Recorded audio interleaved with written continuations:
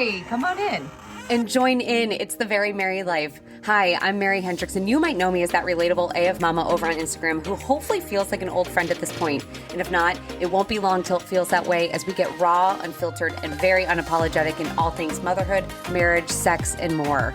From moments worth savoring to moments worth surviving, get ready to leave feeling seen and supported. You have a friend here now, so hey, take a seat. What's going on?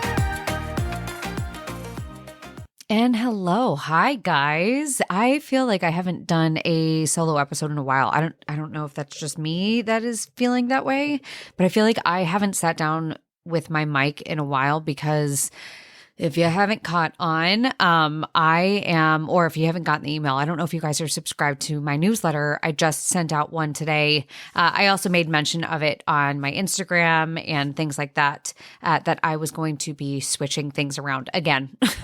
I thank you for everyone that is sticking around while I figure out all of this. I started podcasting with zero clue as to what I was doing. And now that we're in it, I've been doing it for a year now, it takes time. All of this stuff takes time. And I always toyed with the idea of changing the name. I think the last time when I did season 2 and kicked that off, I toyed around with it back then. I didn't really have anything that I loved. And I also had people telling me that I shouldn't and that it was, Very Merry Life and stuff. And it is. At the end of the day, yes.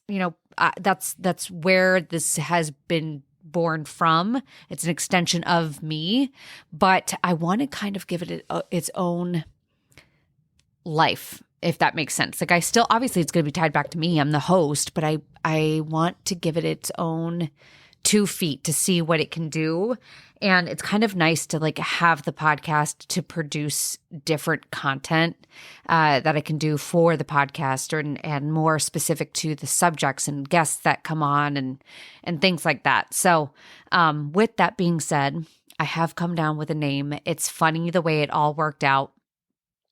And to give you background, when I was thinking about it, I did want it to have some relation to myself without it having to be like the Very Merry Life unfiltered like it is now. So I thought about my branding and what I say a lot, and if there's a keyword that, makes sense and whatnot. And the one thing I landed on, and I've always been drawn to, is a daisy. And if you see my branding, if you see my main page, or even if the reels on Instagram, you'll notice that there's always a daisy placed meticulously in my content. And it's because I've always just loved them. They make me happy. They look happy. They're just, that's how they've always been to me. And so I honed in on that and I was like, what can I do with Daisy? And of course, pushing daisies came up and I was like, well, no, that's talking about dead people. We can't do that. Smelling daisies. And I'm like, no, oops, a daisy. No. So I then thought picking daisies, we're going to go pick some daisies. And I landed on that. I was like, I like that a lot, picking daisies. So then I decided to take it one step further and I looked up what the meaning of a daisy is and if this would make any sense and how I could tie it in. And I don't know any of this prior. I have to tell you this. I looked up the definition of a daisy, or not a definition, the symbolism of a daisy, and I'm going to read it too because I was blown away when I landed on it. I didn't plan for this. When I did my branding, that was never an intention. If you follow me, you know that I wear daisies. I just have loved them. So anyway, this is what a daisy is. Daisy flower is known for being the friendliest flower. It symbolizes new beginnings and hope for a better day on the horizon. It's a flower that comes in many colors, each of them representing something new, from childbirth to motherhood, sense of humor, and even sensuality. Those are all the things that I talk about here. When I read these symbolism meanings out, I gasped. I was like, what? What? Because that's literally me. I had no idea about any of this. So I was like, that is what I want for my Instagram page. That's what I want for my podcast. I want to feel like a friend that is in your corner. I hope to feel like the mom that you cross your fingers to have sitting next to you on a plane when you're flying with your newborn. That's what I hope. And so it just fit perfect. And then like representing hope, and like we cover motherhood subjects, we cover marriage subjects, sex. I love covering that, sensuality, sense of humor. Katie and I together were nutcases, but I love to make you guys laugh if I can. So all of it just perfect. So that is what it will be called. Picking Daisies. There's a new album cover, which I'm really excited about. I had it freelanced. And FYI, Fiverr, Fiverr.com is great for hiring freelance artists. But all of that's done. I am going to change the intro again because obviously I have to call it Picking Daisies. So music and everything is going to change. But otherwise, it's all going to be the same. Guests and such like that. Right now, if you've noticed, I haven't done as many solo because I'm pounding all of the guests together. And I'm going to take a 2-week hiatus at the end of August. And that's when all of these changes are going to be switched in. And that way, when we start kicking off September 1st with a new episode, we will be completely 100% Picking Daisies. So I'm really excited about it. It felt like a divine intervention almost with landing on that. And I feel more focused on it, and I have a drive and that I'm excited about. I recently on Instagram, the thing that I started this podcast, and if you look at the bio description that it is right now, I started it being that relatable AF mom. And that was my tagline that I created back when I kicked this off. And at the time, relatable wasn't like a hot word. I don't know what word I'm going for there, but it was like relatable is the everything. Like if you see every mom's bio, it says relatable motherhood, relatable content. And I've always been tripped up on that because I'm like, what does that mean? Like relatable to who? And I don't think I ever thought about that, like that how broad relatable was, because when I picked up that tagline again, you have to remember that was just almost 4 years now. Like if I'm thinking about it, it's almost 4 years now that happened, because it was during the pandemic when everyone was on, and that's when I created the tagline. And it was relatable because we all were in the same boat. Like I feel like everyone was on the same playing field. We all were dealing with this crazy world, all the crazy restrictions, like everything. And I think we all started at ground zero. So that relatability factor was there. But what's tripping me up now is that we are out and about, our lives have resumed, and that relatability is now, I feel like it's been pressed on to the negatives of motherhood. And you know me very well how I feel about sharing negatives and positives. I will share all of the motherfucking shit. I don't mind that, but I feel like that relatable mom portion has been stuck to that side, where we were. I mean, let's be honest, we were. We were negative because we were stuck in the house. The world was on fire. We didn't care. Like no one gave a flippin' shit that someone would crack open a wine bottle, being a mom of however many during a global pandemic at 1 p.m. Like no one gave a flying fuck. But at this point now, that is concerning, and it's almost stuck with us past the pandemic, and people are out living their lives. They're sharing what makes them unique because we have the ability to. And what I saw, and I actually saw this recently on Instagram, was someone I follow, and in her bio, it's like sharing relatable moments in motherhood or something like that. And so I saw in her story, she's away at the beach with her family, and she posted up a story. And then on the next slide, she said, "I'm sorry that this is so, I've gotten comments about how unrelatable this is," or something. And she says, "I promise I'll be back to relatable content soon." But what? Like that threw me a little bit. And I got what she was saying, because when we go up to the beach house, like my parents' beach house and things like that, like that's not my beach house. Like I couldn't afford any of this shit. If it weren't for my parents, I couldn't afford to go on vacation. So like, I get that there is a difference there. Like it's a privilege to be able to have family that has those things that I can go and visit and take advantage of. It's great. And I get that may not be the norm for many. So maybe that makes you unrelatable, but it's also part of my story, and I'm not going to leave that out. And I'm also going to recognize it, which I think is, I don't know do you understand where I'm going with this? Like, you can be relatable and also have unrelatable things about you, because that's what makes you unique.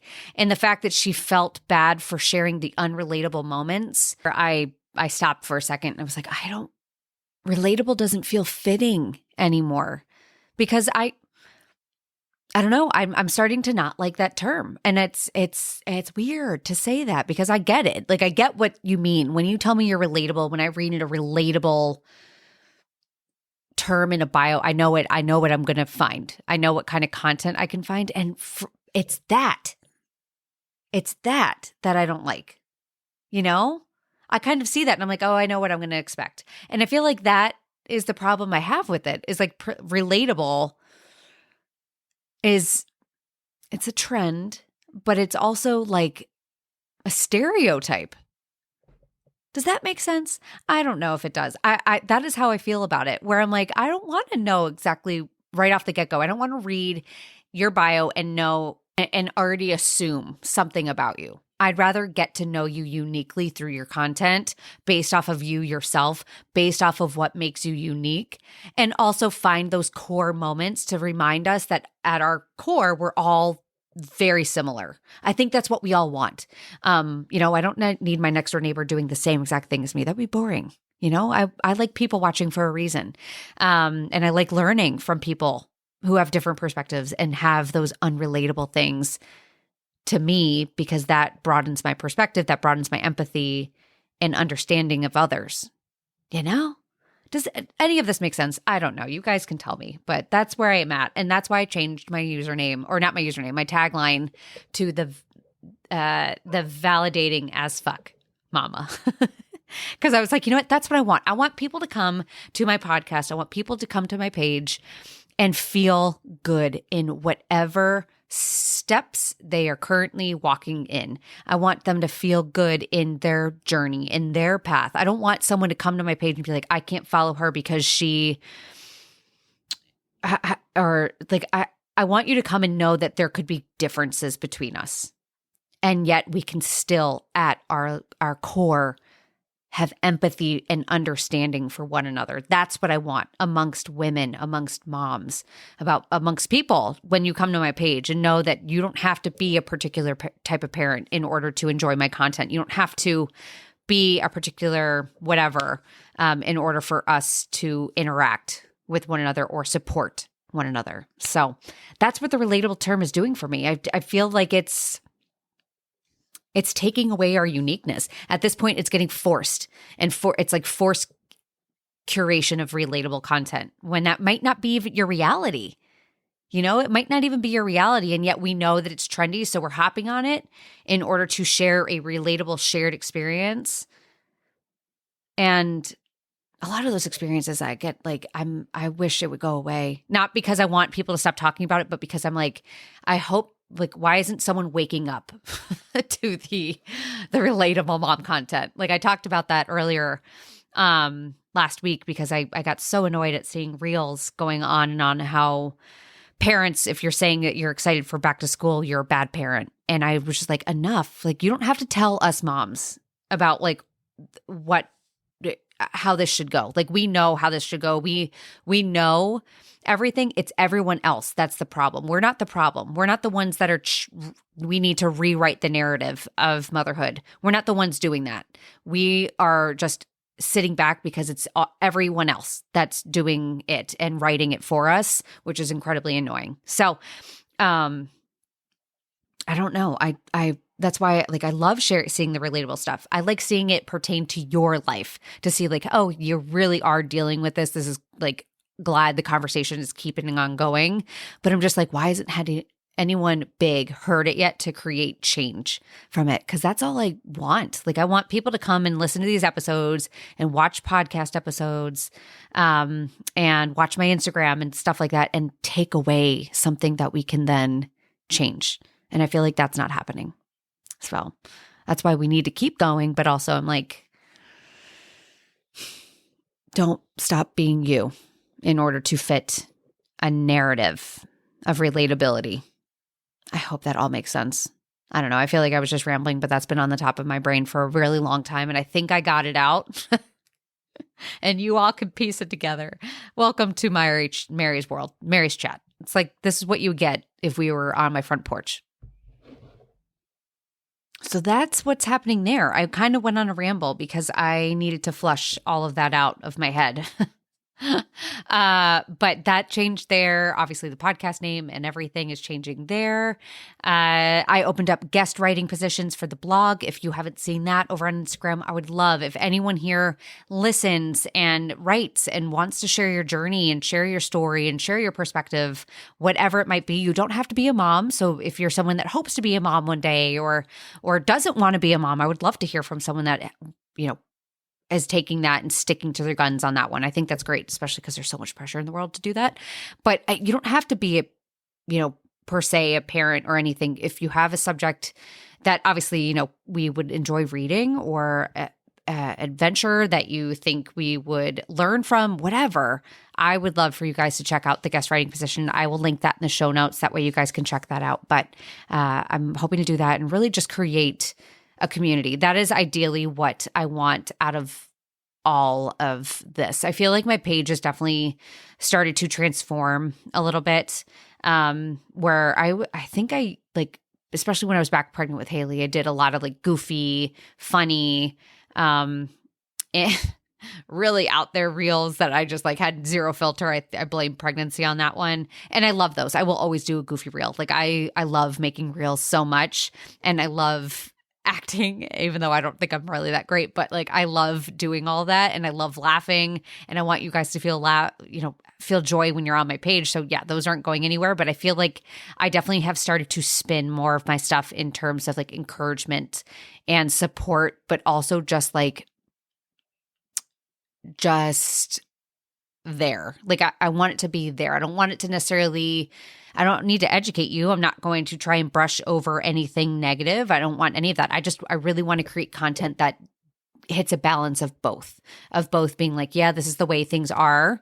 Sucks because we probably can't fix it. So we're going to have to just instead laugh through it or just see that someone else is in it with us. I like to say we're treading pudding together because it's deliciously sweet, but it is a hell of a lot of work to get through sometimes. But I want us to see that, and that's the content I want to create. So I feel like my content has started to switch a little bit, and I really just want people to come to my page and have that community aspect. And that's what I want with the podcast, and just to feel like you guys are included in all of this and being seen and being heard, whatever that is. So that's what's happening. I'll put all the information below. Again, all of the changes to the podcast are not happening until September 1st. Katie's Corner episode will be out this Friday, so we are doing one of those, and then I'll have 2 podcasts coming out next week, and then that is it. Taking a little bit of a hiatus for 2 weeks. That way we can go on one last hurrah, get everything sorted. We're going to go up to the beach house again, and then come home and my kids start school, which, hallelujah. I need that so bad. So anyway, short episode, only 18 minutes. I hope you guys are having an amazing day, whatever you are listening to this. And please just know how special you are, how amazing you are. And just the fact that you are here listening says so much about you and how you've made it through. You did it, and you will continue to do it. And I am so proud to have you here being my podcast friend. So I'll catch you on Friday, and stay tuned for more exciting stuff to come.